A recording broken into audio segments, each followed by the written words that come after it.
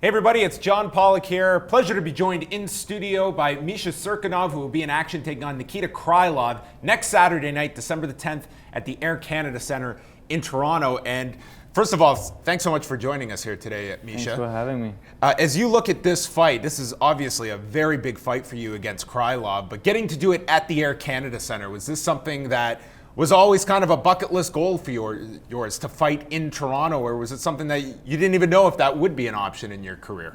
I honestly never even thought about fighting in Toronto, like in ACC before. I've been competing in this city since I was 14 years old.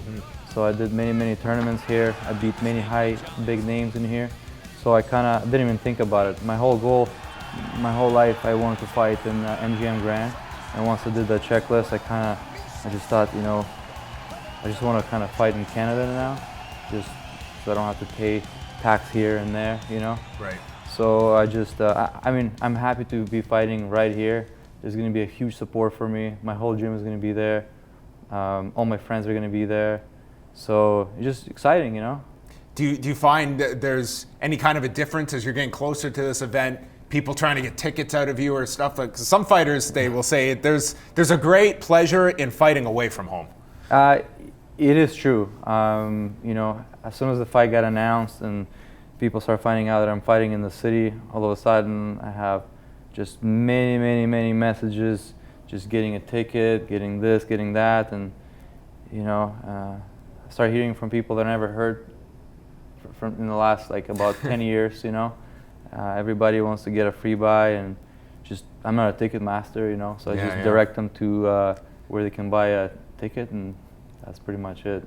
As you're training and you're deep into your camp, are you following all the news that's going around with this card and the talk about George St. Pierre, the main event falls apart? Was there that fear in the back of your mind? Because you kind of went through this earlier this year with the fight card in Vegas, where they lost the heavyweight title fight, and then Hendricks and Thompson ended up headlining it.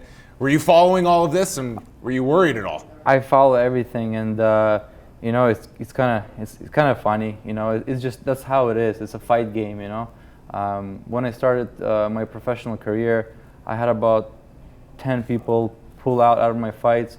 Sometimes I would show up for the weigh-ins.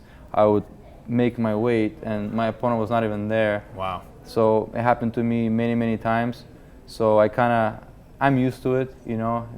For me, it's not really nothing unusual, nothing crazy.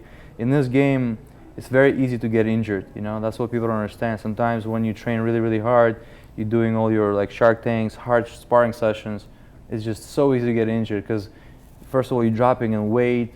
The training is a lot harder, something that you normally don't do.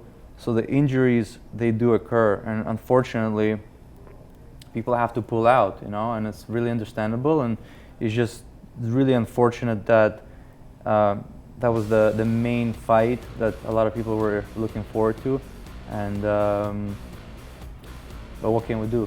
We can just heal up, go back and just get better, and train smarter maybe next time.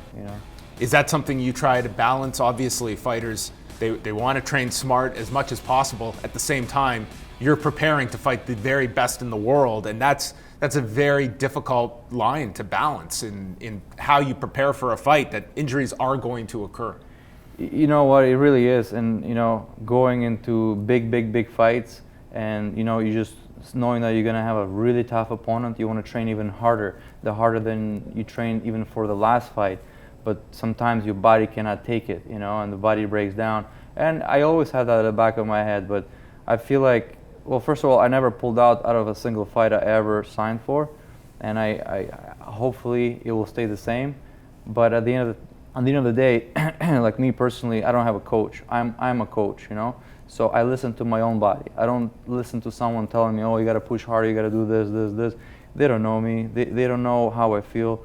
So it's very important, in my opinion, is to listen to your own body and seeing and feeling what's happening with you in person, And if you can kind of control that and really listen to it. For me personally, the hardest part is to say no to training. Right. That was the hardest part. It was always kind of easy for me just to do all the work, all the hard work.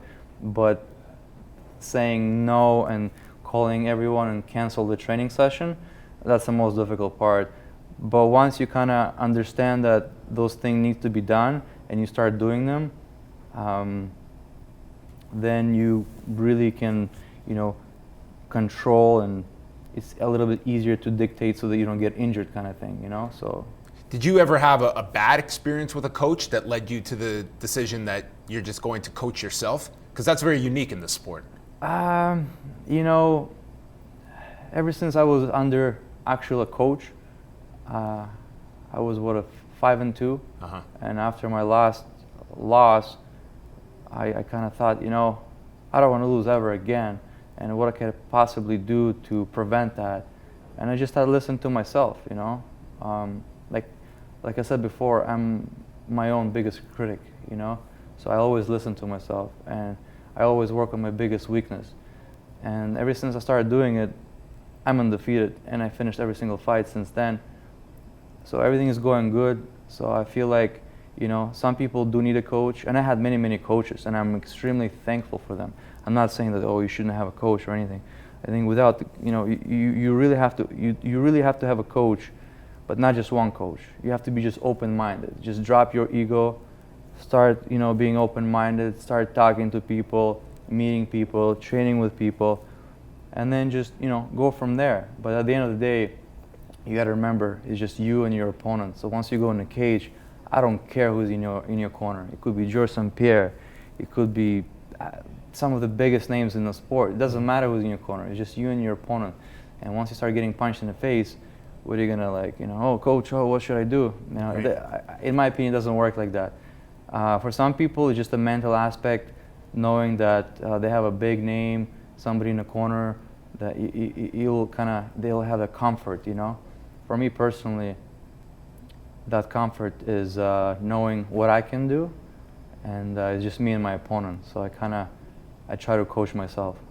As you're following your own division, I mean, it's a very interesting time at 205 pounds, because we know that presumably Daniel Cormier and Anthony Johnson will fight next, now at a date to be determined. But your fight is very important with Nikita Krylov, because that next contender down the road, there isn't that obvious choice. Well, John Jones is on the sidelines. Are you going into this fight with just the simple mentality, this is my fight, I can't be thinking about what this win could lead to, or do you add that pressure to yourself?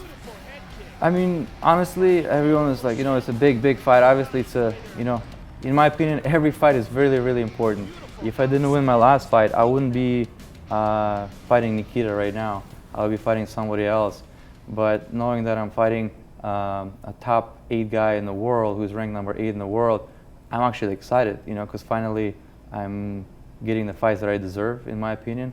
My first bunch of fights in UFC, I was fighting newcomers, and a lot of people say, they're just a newcomer, but pretty much all of them were undefeated, and so for me, every fight is very, very important.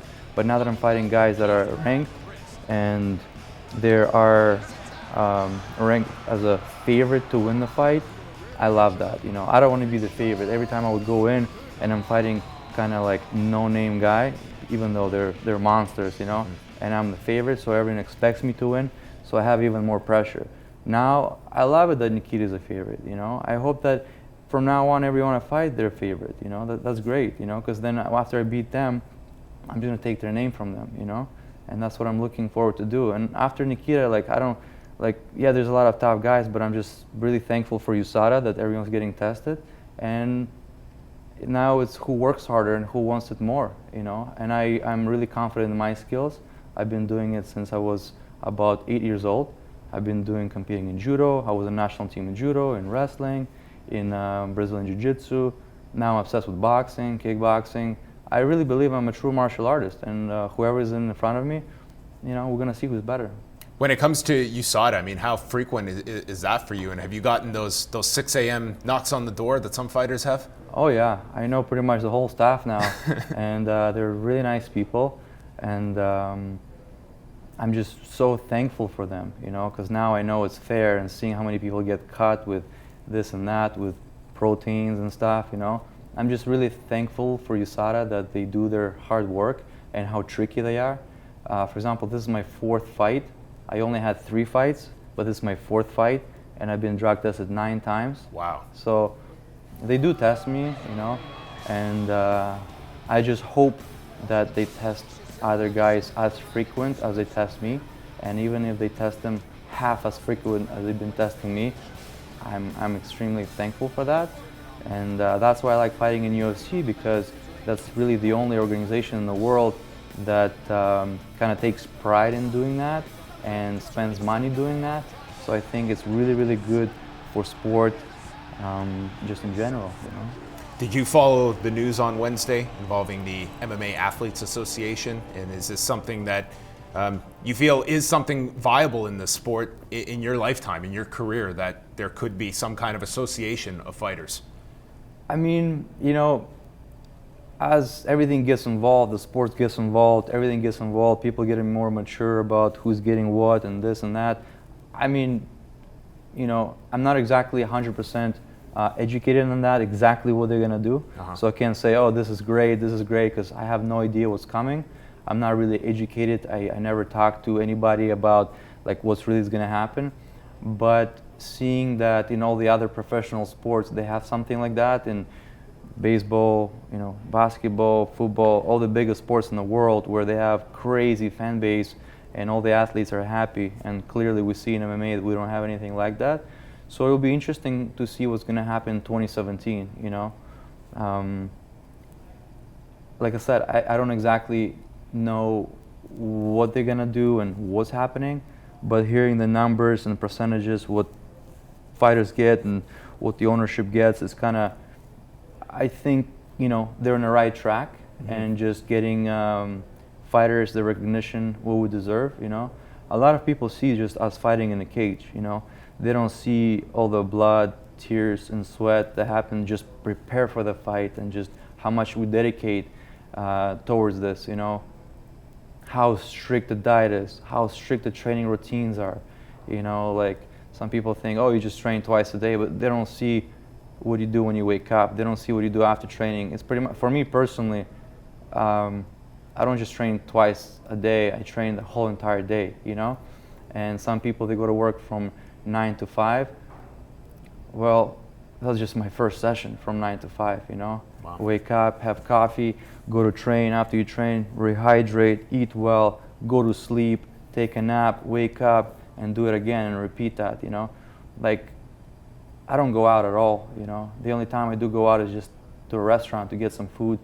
So for me personally, just to get to UFC, it took me about 3 solid years to get my life straight and really take care of everything. And as soon as I got in UFC, I don't do training camps. I just train. I didn't pretty much take any time off since I signed with UFC. So we put a lot on the line, you know. My whole life is pretty much MMA. My religion now is MMA. So I take it very, very serious. And I just hope to get recognition for it one day, you know, and I'll do anything to get it. So seeing somebody fighting for athletes, it's kind of refreshing. It never happened before.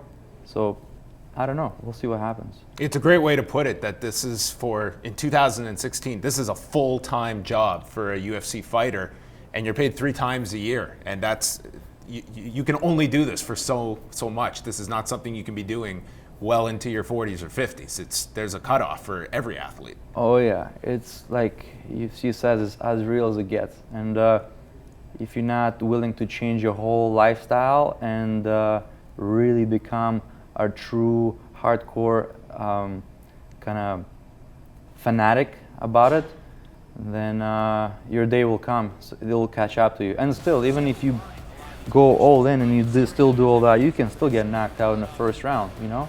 And people unfortunately remember in your last performance. You know, a lot of people like tune in and they just remember me from my second fight in UFC just because I was able to break someone's jaw, you know. They only see that.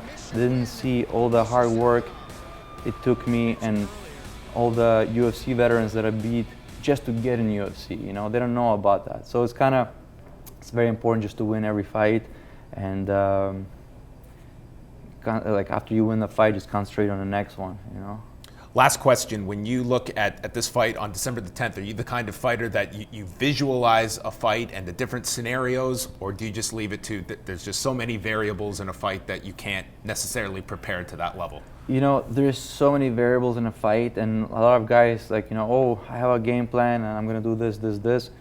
Honestly, I have no idea what's gonna happen. I know Nikita is a good striker. He's kind of well-rounded everywhere, and but I don't say, oh, I'm gonna go there with this game plan. I kind of work on, like I said, all my weaknesses, and it's kind of like, it's an art, you know. Sometimes you go and then you have a canvas to draw on, and sometimes the canvas is the size of the table. Sometimes the canvas is just, you know, a little 2x2, and you might get a pencil, or you might get the whole, like, you know, paint set, you know. So I have no idea what's gonna happen, to be honest with you. I feel like I'm ready in every single aspect. My ground is on point, my wrestling is on point, my clinch is on point, my boxing is on point, my kickboxing is on point, my strength and conditioning, my cardio. I feel like, you know, I've been working on my weaknesses, and I feel like as of right now, I don't really have that many holes. That's what I'm, you know, hoping to think, and that's what I think. So we'll see, you know, we'll see. Like, as soon as the fight happens, I feel like I'll be okay in every aspect of the fight. So if he gives me an opening, any kind of opening, I will capitalize.